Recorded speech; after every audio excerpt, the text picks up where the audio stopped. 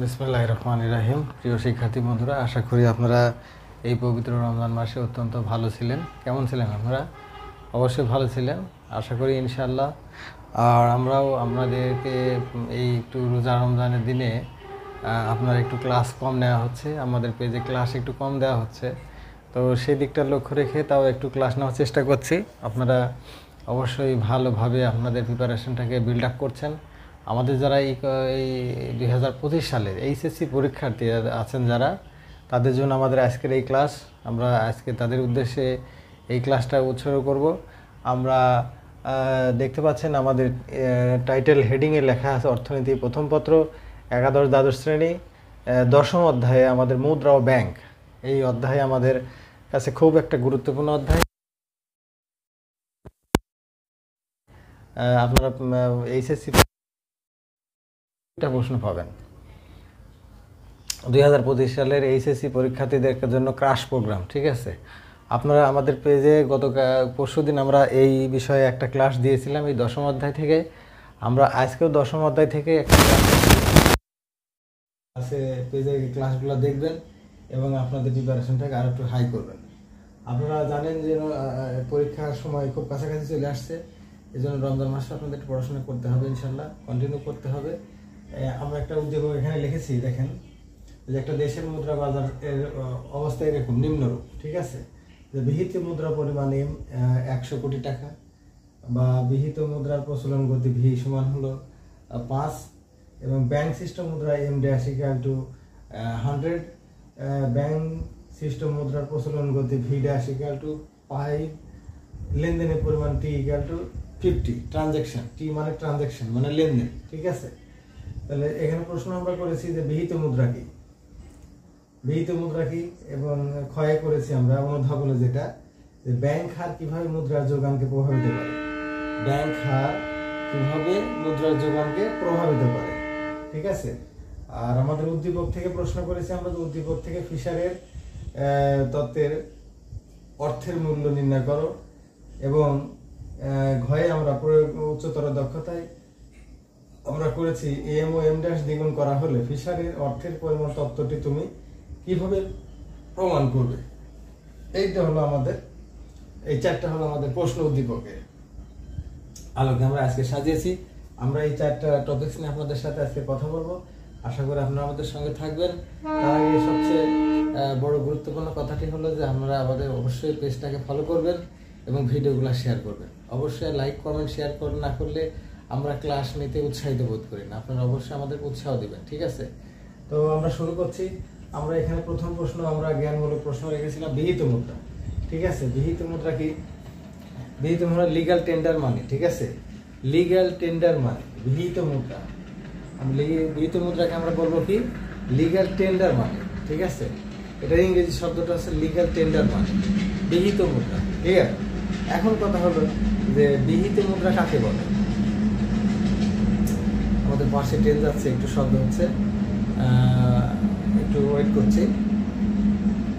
তো বিহিত মুদ্রা কাকে বলে সেটা আগে আমাদের ভালোভাবে জানতে হবে। জ্ঞানমূলক প্রশ্ন যেহেতু, একটা সুন্দর একটা সংজ্ঞার আলোকে আপনারা সংজ্ঞাটা লিখবেন যেন 1 মার্ক ফুল পাওয়া যায়। ঠিক আছে, এখন কথা হলো যে আমাদের তো অনেক মুদ্রা আমরা দেখি। ঠিক আছে, আমরা এই যে যেমন চেক, বন্ড, ঠিক আছে, তারপরে আমরা বিভিন্ন ব্যাংক ড্রাফট, এগুলো কিন্তু মুদ্রা। ঠিক আছে, কিন্তু এগুলা আমরা সরাসরি মানে দেখা যাচ্ছে লেনদেন কাজে ব্যবহার করতে পারি না, তাই এগুলাকে আমরা কি বলবো? প্রায় মুদ্রা, বা দেখা যাচ্ছে যে প্রায় মুদ্রা বলি বা ঐচ্ছিক মুদ্রা বলতে পারি। ঠিক আছে, প্রায় মুদ্রা বা ঐচ্ছিক মুদ্রা বলি এগুলাকে আমরা, কিন্তু আমাদের লেনদেন কাজে তো একটা মুদ্রা ব্যবহার করতে হবে। ঠিক আছে, সেটাকে আমরা বলবো বিহিত মুদ্রা। ঠিক আছে, আমরা যে লেনদেন কাজে যে মুদ্রাটা ব্যবহার করি সেটাই কিন্তু বিহিত মুদ্রা। তাহলে এই সংজ্ঞাটা আমরা কিভাবে বলবো? একটি স্ট্রেট সুন্দর সংজ্ঞা দেবেন, সেখানে লিখবে যে মুদ্রা সরকার কর্তৃক সরকারের আইন দ্বারা স্বীকৃত, যে মুদ্রা সরকারের আইন দ্বারা স্বীকৃত এবং যা অর্থের মূল্যের পরিমাপক, সঞ্চয়, বাহন এবং বিনিময়ের মাধ্যম হিসেবে সর্বজন গ্রহণ করতে বাধ্য থাকে। ঠিক আছে, সেটাকে আমরা বলবো বিহিত মুদ্রা। ঠিক আছে, এই সুন্দর সংজ্ঞাটা আপনারা দিবেন। কি বললাম আমি আরেকবার বলছি, যে মুদ্রা সরকারের আইন দ্বারা স্বীকৃত এবং যা মূল্যের পরিমাপক, সঞ্চয়ের বাহন এবং বিনিময়ের মাধ্যম হিসেবে সকল জনসাধারণ গ্রহণ করতে আইনত বাধ্য থাকে, তাকে আপনার কি বলা হবে? বিহিত মুদ্রা বলা হবে। ঠিক আছে, এই সুন্দর সংজ্ঞাটি লিখলে আপনি 1 মার্ক আপনি পেয়ে গেলেন। এরপরে আমাদের 2 নম্বর প্রশ্ন অনুধাবনের ব্যাংক হার কিভাবে মুদ্রার যোগানকে প্রভাবিত করে। ব্যাংক হার হলো, এই ব্যাংক হার নির্ধারণ করার দায়িত্বটা মূলত পালন করে আমাদের কেন্দ্রীয় ব্যাংক, ঠিক আছে, সেন্ট্রাল ব্যাংক যেটা, ঠিক আছে। সেন্ট্রাল ব্যাংক, প্রত্যেকটা দেশে একটা সেন্ট্রাল ব্যাংক থাকে, সেটাকে আমরা বলি কেন্দ্রীয় ব্যাংক বা বাংলাদেশ ব্যাংক, ঠিক আছে। এই বাংলাদেশ ব্যাংক সকল বাণিজ্যিক ব্যাংকগুলোকে কি করতেছে, কন্ট্রোল করছে, ঠিক আছে। তাদেরকে তারা প্রমোট করছে, তাদেরকে তারা ডিসিশন জানাচ্ছে, ঠিক আছে। তারা এক কথায় ডিসিশন মেকারের ভূমিকা পালন করছে, ঠিক আছে। তো এই যে ব্যাংক হার, এই ব্যাংক হারটা নির্ধারণ করে কেন্দ্রীয় ব্যাংক। আমাদের দেশে যে রাজস্ব নীতি বা আর্থিক নীতি বা যে নীতিগুলো আমরা ব্যবহার করি অর্থনীতিকে আমরা কাঠামোর উপর চালনা করার জন্য, সেই অর্থনীতিটা নিয়ন্ত্রণ কাজ করে হলো কেন্দ্রীয় ব্যাংক, মানে বাংলাদেশ ব্যাংক, ঠিক আছে। তাহলে কেন্দ্রীয় ব্যাংক যে ব্যাংক হারটা নির্ধারণ করে, এই যে অন্যান্য ব্যাংকে যে কিভাবে তারা ঋণ দিবে, কিভাবে তারা অর্থ যোগান দিবে বা কিভাবে তারা পরিচালনা করবে, ঠিক আছে, এই সম্পর্কে তারা অনেকটা ডিসিশন দিয়ে থাকে এবং বাণিজ্যিক ব্যাংকগুলো সেটা মেনেও নেয়, ঠিক আছে। এখন কথা হলো বাণিজ্যিক কেন্দ্রীয় ব্যাংক যে ব্যাংক হার নির্ধারণ করে, যদি সেই ব্যাংক হার যদি তারা বৃদ্ধি করে, তাহলে বাণিজ্যিক ব্যাংক কি করবে, তাহলে তার সুদের হার বাড়া দিতে হবে। কারণ বাণিজ্যিক ব্যাংকগুলো কেন্দ্রীয় ব্যাংকের কাছ থেকে তারা ঋণদানের শেষ আশ্রয় স্থল হিসাবে সেখান থেকে তারা কি করে, অর্থ লোন নিয়ে থাকে, ঠিক আছে। তাহলে ওই লোন নেওয়ার ব্যাংক হার যদি কেন্দ্রীয় ব্যাংক বাড়ায় দেয়, তাহলে বাণিজ্যিক ব্যাংক তাকে টাকাটা দিতে হবে, রিফান্ড করতে হবে। সেই রিফান্ড করতে হলে কি করতে হবে, তার ব্যাংকের সুদের হারটা বাড়িয়ে দেয়। তাহলে এই ব্যাংকের সুদের হার যখন বাড়ায় যায়, তখন কি হয়, ঋণের চাহিদাটা কমে যায়। কারণ ঋণের সুদের হার যদি বেড়ে যায়, তাহলে জনগণ কিন্তু ঋণ নিতে আগ্রহী হয় না, তাহলে ঋণের চাহিদাটা কমে যায়, তখন অর্থবাজারে অর্থের যোগানটা কি হয়, কমে যায়, ঠিক আছে। এটা হলো একটা দিক, মানে যখন ব্যাংক হার বৃদ্ধি করে। পক্ষান্তরে যদি বাংলাদেশ ব্যাংক বা কেন্দ্রীয় ব্যাংক যদি এই ব্যাংক হারটা কমায় দেয়, তাহলে বাণিজ্যিক ব্যাংকের সুদের হারটা কমে যাবে, তখন ঋণের প্রবাহটা কি হবে, আরো ডেভেলপ করবে, মানে বৃদ্ধি পাবে, ঠিক আছে। ঋণের প্রবাহ যদি বৃদ্ধি পায়, মানে ঋণের চাহিদা যদি বৃদ্ধি পায়, তাহলে কি হবে, বাজারে অর্থের যোগান বৃদ্ধি পাবে, ঠিক আছে। এইভাবে কেন্দ্রীয় ব্যাংক তার ব্যাংক হার বৃদ্ধি বা হ্রাস করে অর্থের যোগানকে কি করতে পারে, প্রভাবিত করতে পারে, ঠিক আছে। এই যে আমাদের প্রশ্ন ছিল যে ব্যাংক হার কিভাবে মুদ্রার যোগানকে প্রভাবিত করে। তাহলে ব্যাংক হার যদি কেন্দ্রীয় ব্যাংক হার বাড়ায় দেয়, তাহলে কি হবে, বাণিজ্যিক ব্যাংক সুদের হার বাড়া দিবে, আর সুদের হার বৃদ্ধি পেলে কি হবে, ঋণের চাহিদা কমে, ফলে অর্থের যোগানও কমে যাবে। আর যদি দেখা যাচ্ছে যে অর্থের যোগান বৃদ্ধি কমে যাবে, আর যদি কেন্দ্রীয় ব্যাংক যদি ব্যাংক হার কমায় দেয়, তাহলে কি হবে, বাণিজ্যিক ব্যাংক তার সুদের হারটা কমায় দিবে, আর সুদের হার কমায় দিলে কি হবে, জনগণ তো ব্যাংকে ঋণ নেওয়ার জন্য উপচে পড়বে, ঠিক আছে। তখন ঋণের চাহিদা বৃদ্ধি পাবে, আর ঋণের চাহিদা বৃদ্ধি পাওয়ার কারণে অর্থের যোগানটা কি হবে, বৃদ্ধি পাবে। এইভাবে কেন্দ্রীয় ব্যাংক কি হয়, মানে অর্থের ব্যাংক হারে কমা বা বৃদ্ধির ফলে বাজারে অর্থের যোগানকে প্রভাবিত করতে পারে, ঠিক আছে। এরকম একটা সুন্দর অ্যান্সার আপনারা লিখবেন। আশা করি আমরা উদ্দীপকে চলে যাচ্ছি। আমাদের উদ্দীপক থেকে ফিশারের অর্থের বিনিময় সমীকরণের অর্থের মূল্য নির্ণয় করো, ঠিক আছে। অর্থের মূল্য এখন আমরা নির্ণয় করব। আমাদের যে ডাটাগুলো দেওয়া আছে, সেই ডাটাগুলো আমরা এখন ব্যবহার করব, ঠিক আছে। আপনারা জানেন এই ফিশারের বিনিময় সমীকরণের মূল কথা, ফিশারের যে বিনিময় সমীকরণের মূল কথা হলো ভারসাম্য অবস্থায় অর্থের চাহিদা এবং অর্থের যোগান পরস্পর কি হবে, সমান হবে। ভারসাম্য অবস্থায় অর্থের চাহিদা এবং অর্থের যোগান কি হবে, সমান হবে। ক্লিয়ার? এটা হচ্ছে তার মূল কথা। এটাই কিন্তু বিনিময় সমীকরণ নামে পরিচিত। এই বিনিময় সমীকরণটা কি টাইপের ছিল, যে আপনার PT equal to M V plus M dash plus V dash.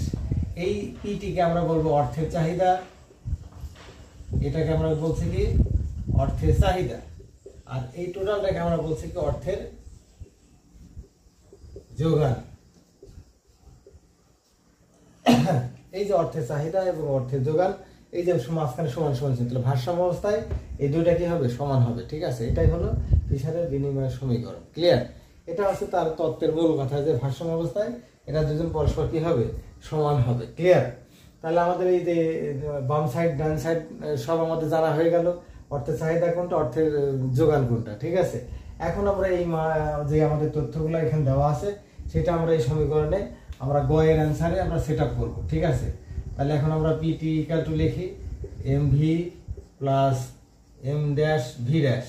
এখানে আমাদের লিখে নিতে পারবো আমরা হেয়ার, ঠিক আছে। এখানে আমাদের মান দেওয়া আছে, এখানে আমরা পি এর মান বের করবো যেহেতু, তাহলে আমরা এখানে m V plus M dash V dash by t, এটা আমরা লিখে নিলাম, ঠিক আছে। তাহলে এম এর মান এখানে আমাদের আছে হলো 100, এখানে আমাদের ভি এর মান হলো 5, এখানে ভি ড্যাশের মানও 5, ঠিক আছে। এখানে এম ড্যাশের মানও 100, আর টি এর মান দেওয়া হলো 50, এখানে দেওয়া আছে, দেখুন এখানে দেওয়া আছে উদ্দীপকে, ঠিক আছে। এইভাবে আপনারা ডান সাইডে লিখে নেবেন, ঠিক আছে। লিখে নেওয়ার পর আপনারা কি করবেন, আপনার মানগুলো এখানে ইনস্টল করবেন, সেট আপ করবেন, ঠিক আছে। 100 গুণন 5 প্লাস 100 গুণন 5 5, ঠিক আছে।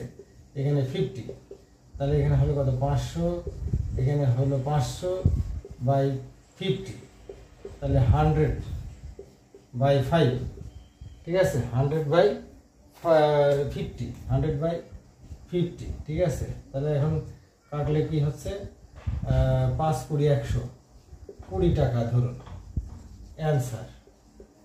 এখানে বলা ছিল যে অর্থের মূল্য নির্ণয় করো, তাহলে আমরা এখন অর্থের মূল্য এই 20 টাকা নির্ণয় করা আমাদের হয়ে গেল, ক্লিয়ার।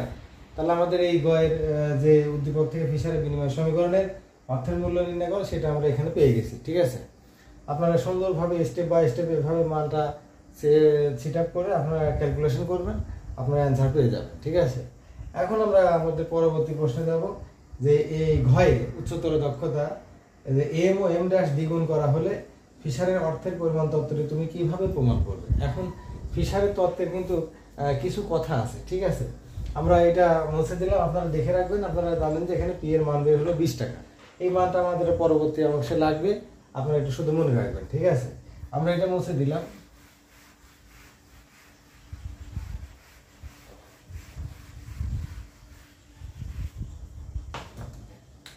এখানে আমরা ঘ লিখছি, ঠিক আছে।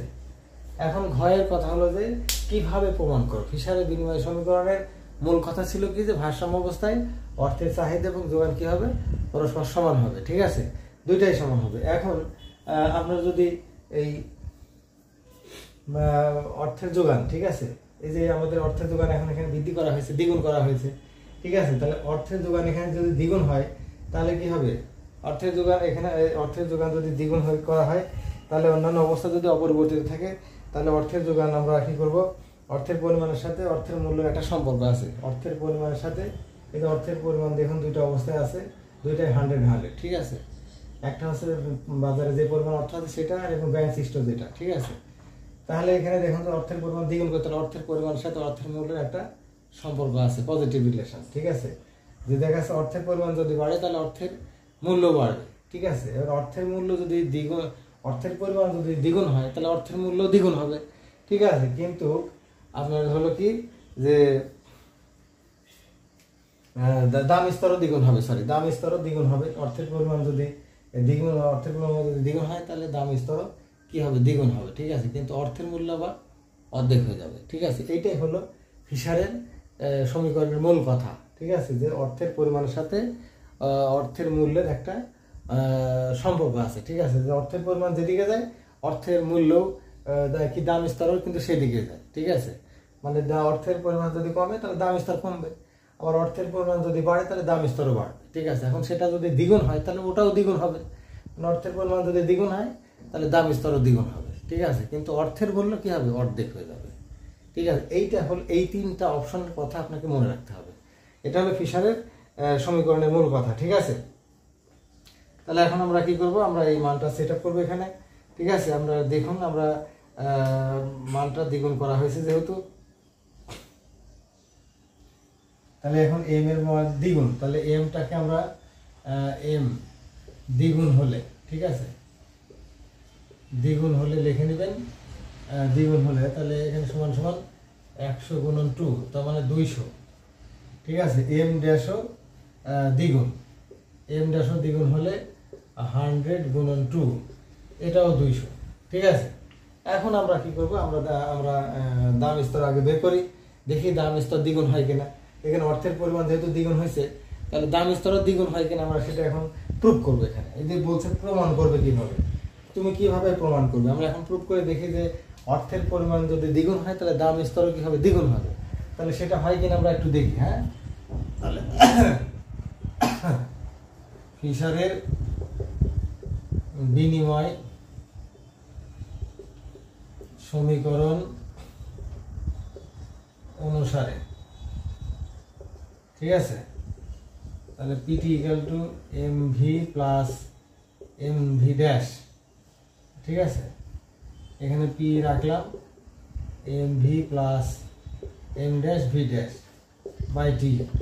তাহলে এম এর মান হলো কত এখানে 200, আর ভি এর মান কিন্তু চেঞ্জ হয়, ওটাই আছে, প্লাস এখানে 200 গুণন 5 বাই নিচে 50, ঠিকই আছে, ওকে। তাহলে 5 দোকানে 10, 1000, এখানেও 1000 বাই 50, তাহলে এখানে হলো কত, এখানে এই পাশে লিখি 2000 বাই 50। তাহলে এখন এটাকে যদি কাটি তাহলে 40 টাকা। তাহলে দেখুন আগের গয়ে কিন্তু আমরা প্রয়োগে যেটা ছিল উদ্দীপক শেখে, সেটার কিন্তু পি মানে দাম স্তর বা অর্থের দাম স্তর যেটা, সেখানে কিন্তু আমরা পেয়েছিলাম বি এর মান পেয়েছিলাম 20 টাকা। এখানে কিন্তু পি এর মান পেলাম আমরা কত, এখানে অর্থের পি ইকুয়াল টু আপনি 40 টাকা। তার মানে দেখুন যে অর্থের পরিমাণ দ্বিগুণ হয়েছে, এই যে দ্বিগুণ হলে এই যে দাম স্তরও কিন্তু দ্বিগুণ হয়ে গেছে 40 টাকা, ঠিক আছে। অর্থের পরিমাণ যদি দ্বিগুণ হয় তাহলে দাম স্তরও দ্বিগুণ হবে, অর্থের পরিমাণ যদি অর্ধেক বাড়ে তাহলে দাম স্তর অর্ধেক বাড়বে, ঠিক আছে। মানে অর্থের পরিমাণ যেদিকে যাবে দাম স্তরও সেদিকে যাবে, ঠিক আছে। এখন অর্থের পরিমাণটা যদি অর্ধেক বাড়ে তাহলে দাম স্তর অর্ধেক বাড়বে, ঠিক আছে। আবার যদি দেখা যাচ্ছে অর্থের পরিমাণ অর্ধেক কমে যায় তাহলে দাম স্তর অর্ধেক কমে যাবে, ঠিক আছে। এখানে যেহেতু বৃদ্ধি পেয়েছে তাহলে দাম স্তর অর্থের পরিমাণ দ্বিগুণ বৃদ্ধি পেয়েছে, তাহলে দাম স্তর কি হয়েছে, এখানে দ্বিগুণ বৃদ্ধি পেয়েছে, ঠিক আছে। তাহলে এই ফিশারের সমীকরণে এটা কিন্তু প্রমাণ হয়ে গেল যে যদি অর্থের পরিমাণ যদি দ্বিগুণ হয় তাহলে দাম স্তর কি হবে, দ্বিগুণ হবে, কিন্তু অর্থের মূল্য কি হবে, অর্ধেক হয়ে যাবে, অর্থের মূল্য, ঠিক আছে। ভ্যালু অফ মানি যেটা আমাকে বলি, তাহলে দাম স্তর এখানে লিখি যে দাম স্তর 20 টাকা, হ্যাঁ, থাকা অবস্থায় ভিএম মানে অর্থের মূল্য, ঠিক আছে।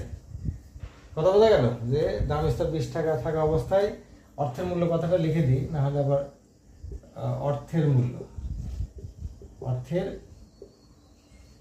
ভিএম ইকুয়াল টু 1/p, ঠিক আছে। তাহলে 1/p, পি এর মান ছিল কত 20, ঠিক আছে। বি এর মান ছিল কত 20, আগে 20 টাকায় পি দাম স্তর পি, ঠিক আছে, 20 টাকা। তাহলে এখন 1 দিয়ে 20 কে আপনি ভাগ করে নেবেন, ঠিক আছে। 1/20,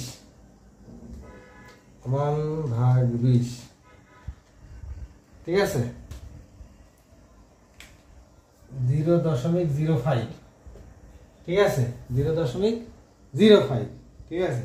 এরপরে দাম স্তর আবার কি হয়েছে, দাম স্তর 40 টাকা হলো, দাম স্তর কত 40 টাকা থাকা অবস্থায় অর্থের মূল্য ভিএম ইকুয়াল টু 1/p, তাহলে 1/40, তাহলে এটার মান কত আসে আপনি ক্যালকুলেটর থেকে আবার বের করে নেবেন, ঠিক আছে। 1/40,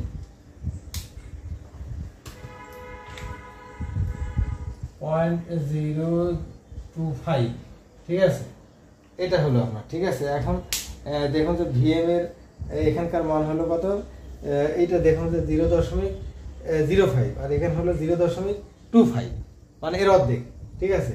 0.05 মানে ধরুন 85, ক্যালকুলেটারে 0 আসে না, 50 ধরুন, ঠিক আছে। তাহলে 50 যদি হয়, ঠিক আছে, তাহলে ধরুন হচ্ছে এখানে পরেরটাতে কত হয়েছে, এখানে দেখুন 25, ঠিক আছে। এখানে আমি একটু নিচে ভালো করে লিখে দিচ্ছি 0.025, ঠিক আছে। তাহলে এর কিন্তু অর্ধেক হয়ে গেছে, এখানে অর্থের মূল্য এখানে পরেরটাতে কি হয়েছে, অর্ধেক হয়ে গেছে, ঠিক আছে। তাহলে এখন যা পূর্বের তুলনায় অর্ধেক, ঠিক আছে। তাহলে এখন আপনার ফিশারের যে বিনিময় সমীকরণ, সেই সমীকরণের মূল কথা ছিল যে অর্থের পরিমাণ যদি দ্বিগুণ হয় তাহলে দাম স্তর দ্বিগুণ হবে, কিন্তু অর্থের মূল্য কি হবে, এই যে অর্ধেক হয়ে যাবে, ঠিক আছে। এটা প্রমাণ হয়ে গেল, ক্লিয়ার। তাহলে আপনার প্রশ্নের অ্যান্সার ফুলফিল ওকে হয়ে গেল। আশা করি ব্যাপারটা কিভাবে কাজ করে অর্থে বিনিময় সমীকরণটি, সেটা আপনারা অত্যন্ত সুন্দরভাবে বুঝতে পেরেছেন। আপনারা আপনাদের বইয়ে এরকম অনেক উদাহরণ দেওয়া আছে, আপনারা সেগুলো অবশ্যই প্র্যাকটিস করবেন, ঠিক আছে। আর কোনো সমস্যা হলে আপনারা অবশ্যই কমেন্টস করতে পারেন, সেখানে আমরা সলিউশন করে দেবো ইনশাল্লাহ। হ্যাঁ, আবার পরবর্তীতে কোনো ক্লাস নিয়ে আপনাদের সঙ্গে দেখা হবে। ততক্ষণ ভালো থাকুন, সুস্থ থাকুন, আর অবশ্যই আপনারা আমাদের পেজটাকে ফলো করবেন, ভিডিওগুলো শেয়ার করে দেবেন। আল্লাহ হাফিজ।